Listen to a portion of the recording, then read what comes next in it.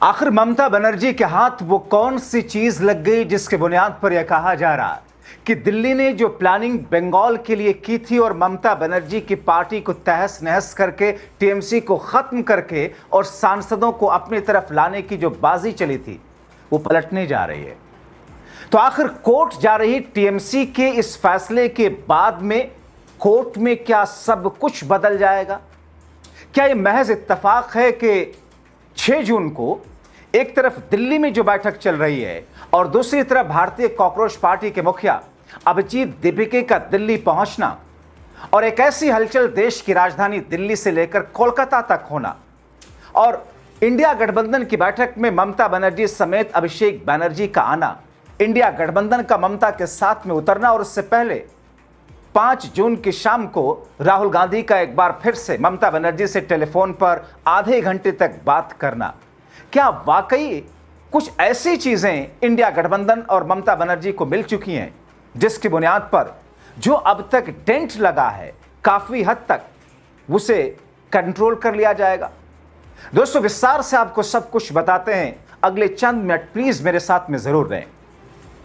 दोस्तों, देश की राजनीति में 6 जून 2026 हो सकता है कि आने वाले दिनों के लिए यह एक तारीखी दिन साबित हो। ठीक ऐसे ही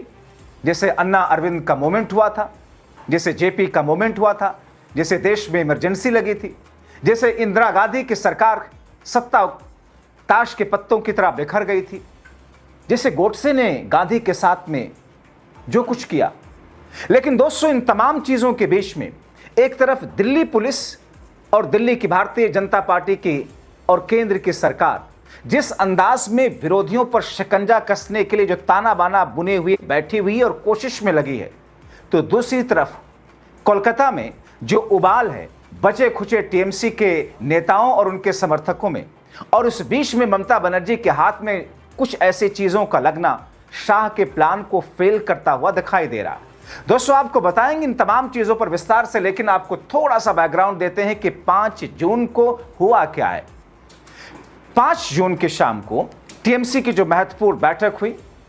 जिसमें एक बार फिर से ममता बनर्जी ने अपने पुराने तेवर में, अपने पुराने अंदाज में एक बार फिर से खुद को और पार्टी को खड़ा करने के साथ साथ अपने समर्थकों में एक नई एनर्जी डालने की कोशिश की। दोस्तों, देश में बहुत कम ऐसे नेता होंगे जिन्होंने अपने दम पर, अपने फौलादी इरादे, जुझारूपन की वजह से अपना वो गोल अचीव किया है। ममता बनर्जी कर चुकी हैं, चाहे वो सिंगूर वाला आंदोलन हो, एसीजेड वाला, या फिर लेफ्ट के किले को धराशायी करके अपनी सरकार बनानी हो, या फिर कांग्रेस पार्टी से नाराज होकर कांग्रेस छोड़ करके टीएमसी बना करके उसे राजनीतिक जमीन देनी हो। ममता बनर्जी की उम्र भले ही किसी पड़ाव पर वो, जिस भी पड़ाव पर वो हों, भले ही राजनीतिक बुद्धिजीवी आपको कुछ भी कहें, लेकिन संभावनाएं ममता बनर्जी में बनी हुई और बची हुई हैं। अब दोस्तों, जो बैठक हुई, जिस बैठक में ममता बनर्जी ने पहले ही,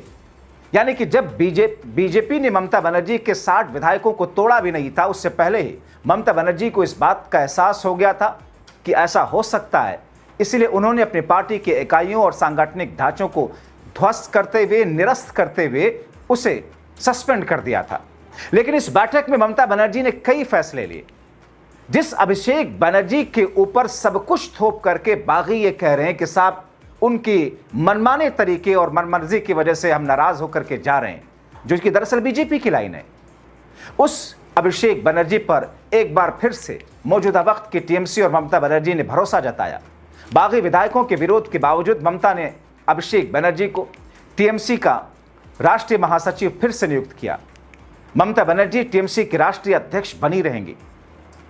इसके अलावा टीएमसी ने पार्टी के बागी विधायक ऋतुपत बनर्जी को बंगाल विधानसभा के स्पीकर द्वारा नेता प्रतिपक्ष का दर्जा दिए जाने के खिलाफ हाईकोर्ट जाने का फैसला ले लिया और महज एक दिन छोड़ करके, यानी कि रविवार कल का दिन छोड़ करके परसों सोमवार को कलकत्ता हाईकोर्ट में यह मामला पहुंच रहा है। जाहिर तौर पर कलकत्ता हाईकोर्ट में इस पूरे मामले को लेकर जो फैसला आएगा,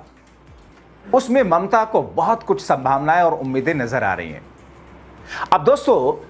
5 जून की शाम को टीएमसी प्रमुख ममता बनर्जी के कालीघाट स्थित आवास पर जो बैठक हुई, जिसमें कई सारे विधायक, कई सारे सांसद पहुंचे वहां पर, जिसमें ममता बनर्जी ने जो महत्वपूर्ण फैसले लिए और उन फैसलों के आईने में उसके अक्स में जिस तरीके से टीएमसी की सियासी जमीन जो कि छिन चुकी है काफी हद तक उसे फिर से खाद पानी देने की कवायद और बहुत कुछ ऐसा कदम उठाया गया जिसको लेकर राजनीतिक बुद्धिजीवी ममता की सराहना कर रहे हैं। अब दोस्तों, अभिषेक बनर्जी जो कि पहले महासचिव थे फिर से इसी पद पर बना दिए गए। डेरेक ओब्रायन, डोला सेना को संयुक्त सचिव, ये दोनों अभिषेक बनर्जी की मदद के लिए। विधानसभा चुनाव के दौरान पार्टी का चर्चित चेहरा Saayoni Ghosh, TMC youth wing के अध्यक्ष जो कि पहले इस पद पर थी। माला राय, महिला टीएमसी के अध्यक्ष। चंद्रिमा भट्टाचार्य, पश्चिम बंगाल टीएमसी का अध्यक्ष। यानी कि एक बार फिर से एक नई एनर्जी के साथ में उठ खड़ा होने की जो कवायद है, और ऐसी कवायद अगर वाकई इसको तनिक भर सहारा मिल गया, जरा भी इसको एनर्जी मिली, तो दोबारा ममता को खड़ा होने से शायद ही कोई रोक पाए। और सबसे खास बात यह कि टीएमसी ने पश्चिम बंगाल विधानसभा में टीएमसी के बागी गुट के नेता ऋतुव्रत बैनर्जी को नेता प्रतिपक्ष के रूप में नियुक्त किए जाने के स्पीकर के फैसले का विरोध किया। कल्याण बनर्जी ने जो कहा कि साहब स्पीकर का यह फैसला अवैध है, स्वीकार नहीं है, हम कोर्ट जा रहे हैं। क्या कहा उन्होंने?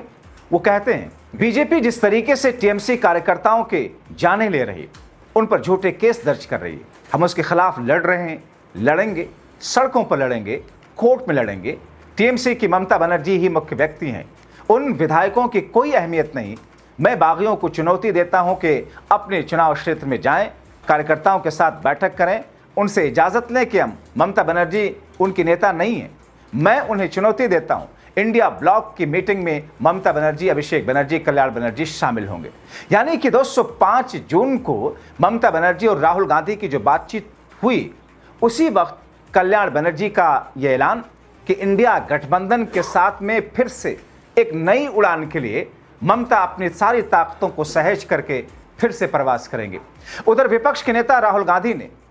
5 जून को ममता बनर्जी से, जैसा कि मैंने आपको बताया, कि आधे घंटे तक बातचीत की। अब राजनीतिक विश्लेषक ये मानते हैं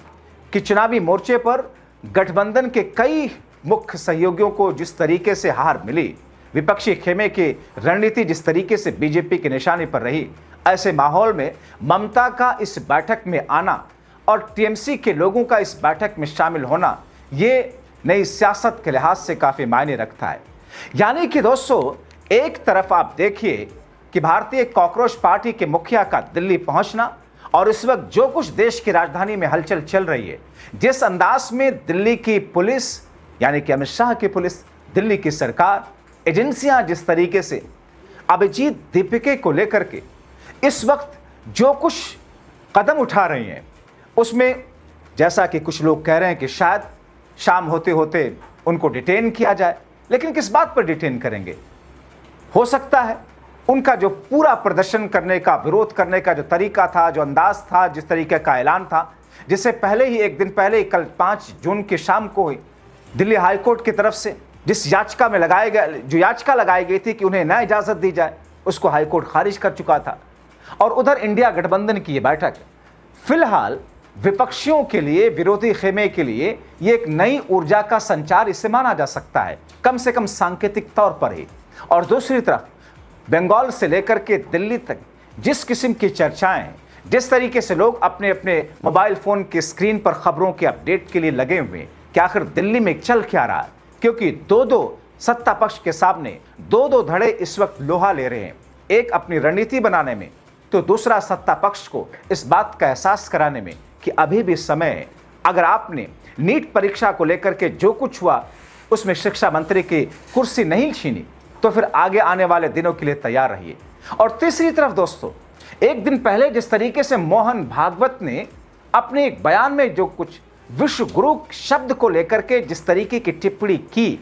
उसके मायने जिस तौर पर निकाले जा रहे हैं कि एक तरफ बीजेपी जो दावा करते विश्व गुरु होने का, दूसरी तरफ मोहन भागवत ने जो कहा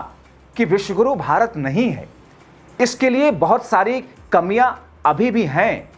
इन तमाम टिप्पणियों को लेकर के राजनीतिक जानकार बहुत कुछ इसके मायने निकाल रहे हैं। लेकिन इस पर मेरा अलग से शो देखिए कि आखिर मोहन भागवत ने जो कुछ कहा उसके मायने क्या है मोदी को लेकर, बीजेपी को लेकर, आने वाले 2029 के लोकसभा चुनाव को लेकर। लेकिन दोस्तों, इन तमाम चीजों के बीच में देश की राजधानी दिल्ली में इस वक्त 45-47 डिग्री तापमान के बीच में राजनीति का तापमान मानो 50 डिग्री पहुंच रहा हो। ऐसी स्थिति में जहां पर इंडिया गठबंधन रणनीति तैयार कर रहा है, दूसरी तरफ एक गुट भले ही देश के युवाओं का हो, छात्रों का हो, जो अपने आप को भारतीय कॉकरोच पार्टी के नाम से जानते हैं, लेकिन कहीं ना कहीं एक दबाव गढ़ने और बनाने की कोशिश तो है। राजनीतिक विश्लेषकों का मानना है कि 6 जून की बैठक का ध्यान न सिर्फ भारतीय जनता पार्टी का मुकाबला करने की रणनीति पर, बल्कि बदले हुए राजनीतिक परिदृश्य में गठबंधन के सहयोगियों के राजनीतिक वजूद और उनकी प्रासंगिकता को बचाए रखने के लिए तौर तरीकों पर है। ममता बनर्जी के शामिल होने की जो संभावना जताई जा रही थी, या टीएमसी के बड़े नेताओं की इस बैठक में आने की जो बात कही जा रही थी, जाहिर तौर पर इसमें ममता और उनके भतीजे अभिषेक का आना वैसे ही जरूरी था जैसे किसी की उखड़ती हुई सांसों के लिए वेंटिलेटर या फिर उसे ऑक्सीजन की जरूरत होती है। यानी कि यहां पर ममता बनर्जी सिर्फ इंडिया गठबंधन को मजबूत करने के लिए नहीं, बल्कि केंद्र की सरकार को उखाड़ फेंकने के लिए नहीं, अपनी उखड़ती हुई सांसों को सांस देने के लिए भी दरअसल यहां पर पहुंची हुई हैं। अब दोस्तों, कांग्रेस नेता राहुल गांधी, जिनके लिए इस बैठक को कई सारे लोग उनके नेतृत्व की कड़ी परीक्षा के तौर पर देख रहे हैं। हालांकि बहुत सारे लोग ये कह रहे हैं कि एक वक्त था जब इंडिया गठबंधन मजबूत और ज्यादा होता, लेकिन शायद ममता बनर्जी या अरविंद केजरीवाल के कारण राहुल गांधी के पास इसका नेतृत्व नहीं जा पाया। और जिस अंदाज में पहले केजरीवाल खत्म किए गए राजनीतिक तौर पर, ममता खत्म की गई राजनीतिक तौर पर, अब इंडिया गठबंधन में उनका आना उनकी मजबूरी ज्यादा दर्शाता और इससे इंडिया गठबंधन को फायदा ही है। तो ऐसी स्थिति में जहां पर कई सारी हैपनिंग, कई सारी हलचल लगातार चल रही है, इस बीच में ममता अब जबकि एक दिन के बाद रविवार खत्म होते ही सोमवार को कलकत्ता हाईकोर्ट पहुंच रही हैं। अब वहां पर जो फैसला होगा, जो याचिका लगाई जाएगी, जो दलीलें दी जाएगी, उस पर हाईकोर्ट जो फैसला ले सो ले। लेकिन कहीं ना कहीं जनता में अब जो कुछ डैमेज हुआ है बीजेपी की तरफ से टीएमसी का, उस डैमेज को कंट्रोल करने के लिए ममता का ये कदम कहीं ना कहीं जख्म पर ऐसे मरहम की तरह होगा जो उसे जल्द से जल्द भरने के लिए और तेज तर्रार होकर फिर से नई शक्ल में आगे बढ़ने के लिए मददगार तो जरूर साबित होगा। तो फिर दोस्तों, इंतजार कीजिए कि एक तरफ देश की राजधानी दिल्ली के बीचों बीच पार्लियामेंट स्ट्रीट का पुलिस स्टेशन, जंतर मंतर, और फिर वहां से चंद कदमों की दूरी पर, महज 100 कदमों की दूरी पर पार्लियामेंट, राष्ट्रपति भवन, और उससे थोड़ी ही दूरी पर प्रधानमंत्री का आवास, और दूसरी तरफ इंडिया गठबंधन की बैठक। इन तमाम चीजों में शाम होते होते क्या तस्वीर बनती है, आपके सामने पल पल के अपडेट के साथ आते रहेंगे। आप क्या सोचते हैं, अपनी राय अवश्य लिखें।